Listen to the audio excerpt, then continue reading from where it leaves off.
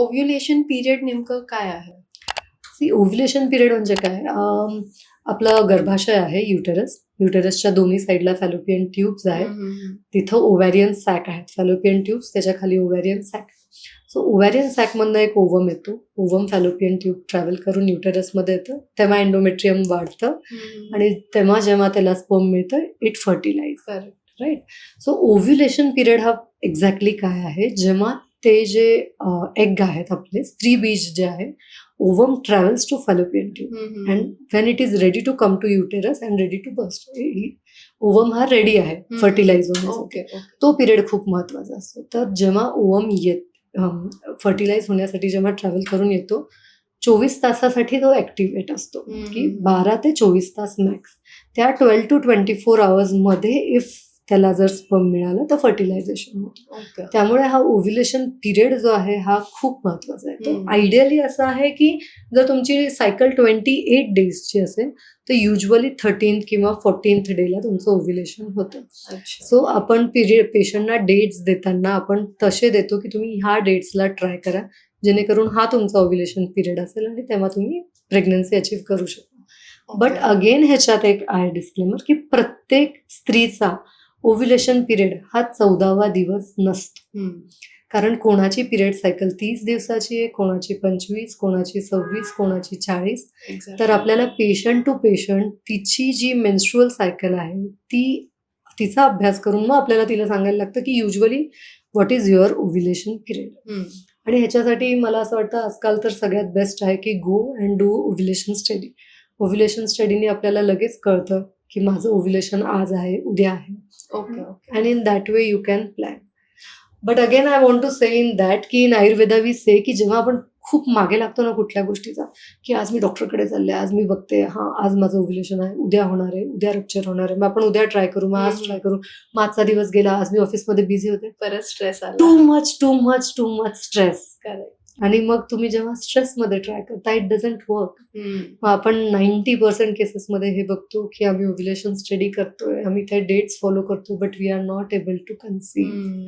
म्हणून मग आम्ही अशा वेळेस सांगतो की रिलॅक्स राहा, हॅपी राहा, आणि आम्ही एक डेट्स देतो की युजली हे 8 to 10 days are the good dates आणि ह्या डेट्समध्ये तुम्ही ट्राय करा. मग त्यावेळेस खूप प्रेशर येत नाही, फील होत नाही. This is the main thing. Okay. जसं तुम्ही म्हणतात की लो एमएच पण असताना प्रॉब्लेम्स आहे, लो एमएच किंवा एंडोमेट्रियोसिस असताना सुद्धा नॅचरल प्रेग्नन्सी पॉसिबल आहे का? लो एएमएच मध्ये पण नॅचरल प्रेग्नन्सी पॉसिबल आहे. असं खूपदा बघण्यात आलंय की लो एएमएच मुळे IVF केलं फर्स्ट टाइम आणि सेकंड टाइम नॅचरल प्रेग्नन्सी राहील. ओके. सो असंही होतं. सो लो एएमएच असल्यावर it is difficult. Low AMH कोणाला म्हणू की 0.234, 0.27, 1च्या खाली जर असेल तर जास्त प्रॉब्लेम होतो, पण 1 किंवा 1.1 to 2च्या मध्ये असेल तर इतका प्रॉब्लेम नाहीये, नॅचरली राहू शकते. बट अगेन त्याच्यात हेच आहे की तुमच्या बाकी सगळ्या गोष्टी व्यवस्थित पाहिजे, ही लाईफस्टाईल तुमची चांगली पाहिजे. कधी कधी असं पण बघतो आपण की एएमएच लेवल 3-4 एकदम बेस्ट एएमएच लेवल आहे, but she is not able to conceive. Okay. So तुमची लाईफस्टाईल, तुमचं स्ट्रेस, तुमचं मानसिक स्थिती ही खूप महत्वाची आहे. ठीक आहे. जेव्हा आता PCOS आणि PCOD मध्ये जेव्हा वेट गेन किंवा वेट लॉस होतो तर त्याचा पण काही फर्टिलिटीवरती इफेक्ट होतो का? येस, वेट गेन आणि वेट लॉस दोन्हीचा फर्टिलिटीवर परिणाम होतो. जरुरी नाहीये की तुम्हाला PCOS, PCOD किंवा थायरॉइड आहे त्याच्यामुळे वेट गेन आहे तर प्रॉब्लेम होतो. नॉर्मली पण जर तुमचं वेट गेन खूप होत असेल तर जास्त वेट गेन झाल्यामुळे ना इस्ट्रोजन लेवल्स पण जास्त वाढतात. आणि इस्ट्रोजन लेवल्स जास्त वाढल्यामुळे ना it can stop releasing the egg. हे एक मेजर कॉज असू शकतं. सेकंडली, वेट जास्त वाढल्यामुळे तुमचे हार्मोन्स इम्बॅलन्स होतात. हार्मोन इम्बॅलन्स झाले की अगेन मग वेट गेनमुळे PCOD होऊ शकतं. PCODमुळे वेट गेन होणं हे कमी आहे, बट तुमचं वेट गेन झालंय त्यामुळे तुम्हाला PCOD, PCOS हे त्रास जास्त होतात, कारण तुमचा हार्मोन इम्बॅलन्स होतं. अगेन थर्ड, वेट गेनमुळे तुमचे इन्सुलिन स्पाइक होऊ शकतात. इन्सुलिन स्पाइक झालं की पण तुम्हाला प्रॉब्लेम येतं कन्सीव्ह व्हायला. अगेन तुम्हाला BP, sugar, indigestion, lethargy, lack of sleep, ह्या सगळ्या गोष्टी वेट गेनमुळे होऊ शकतात.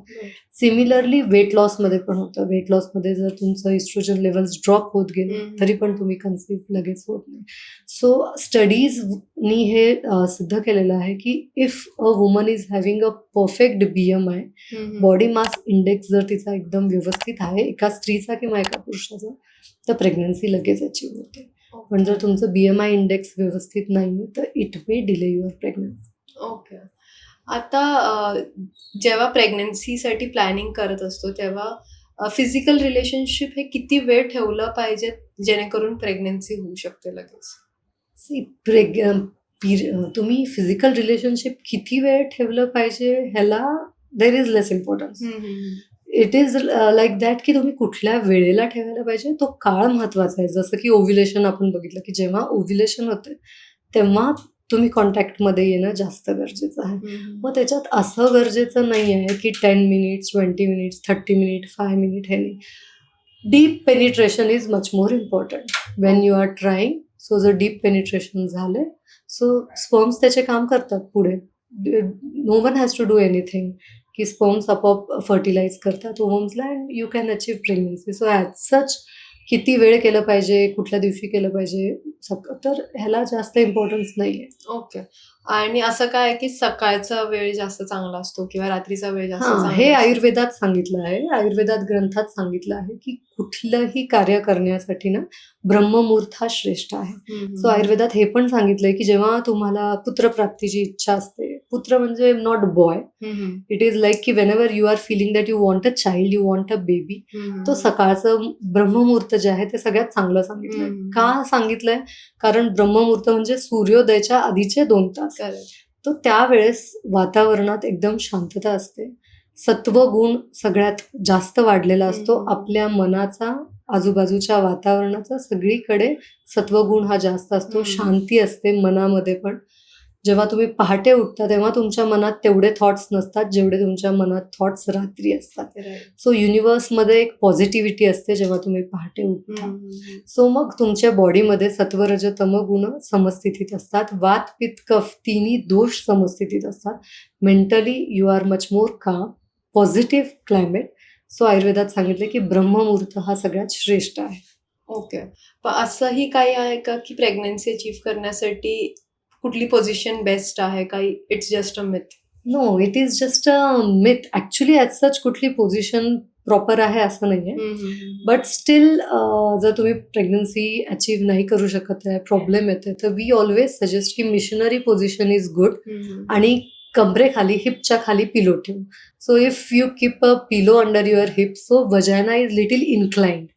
सो ते जरा जास्त हेल्प करतं आणि it becomes useful. So we suggest that it is good. Okay. आणि इंटरकोर्स नंतर लगेच उठल्याने प्रेग्नन्सी राहत नाही किंवा प्रेग्नन्सीचा चान्स कमी होतो असं पण काही आहे का?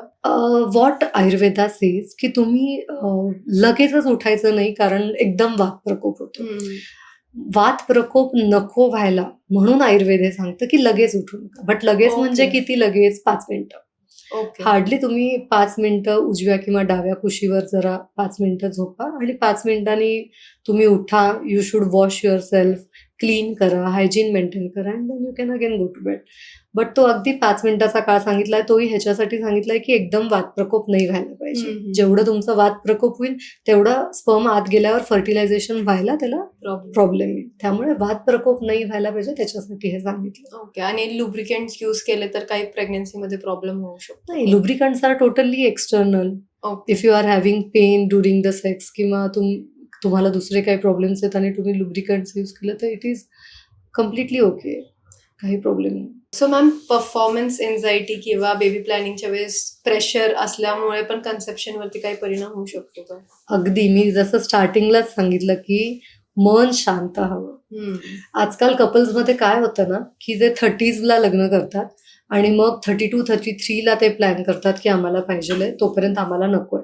आणि ज्या डेला ते ठरवतात ना की वी वॉन्ट बेबी, त्याच्या नेक्स्ट सायकललाच ते स्ट्रेसमध्ये जातात की मॅम आम्ही ट्राय केलं 1 महिन्यापासनं, अरे 1च महिना झाला. अँड दॅट टू आफ्टर 32-33 एजला तुम्ही ट्राय करता and then you go into stress की आम्ही प्रयत्न करतोय, होत का नाही, होत का नाही, होत का नाही, एकदम फास्ट फास्ट फास्ट कंटिन्युअसली रात्रंदिवस तुम्ही त्याचाच विचार करता, स्ट्रेस घेता, अँझायटी घेता, तर ते कधीच होणार नाही. कारण तुमचं मन हे शांत पाहिजे आणि बॉडीत आत थंडावा पाहिजे. सो जितकं तुम्ही शांत राहाल तेवढं प्रेग्नन्सी अचीव्ह होईल आणि जेवढं तुम्ही हायपर व्हाल तेवढं इट विल डिले.